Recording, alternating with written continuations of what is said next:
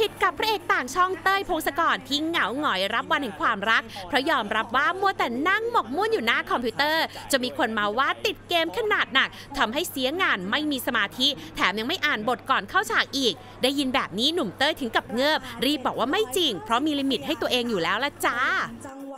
อันนี้ไม่ใช่ครับเดี๋ยวอย่าออกไปนะเดี๋ยวพ่อแม่ผมว่าอันนี้ไม่เสียงานครับผมเล่นมาละชั่วโมงผมรู้ลิมิตครับเพราะว่าตอนเด็กๆผมเคยติดเกมมาก่อนผมรู้ว่าภาวะเด็กติดเกมเป็นยังไงพักผ่อนคลายเครียดครับ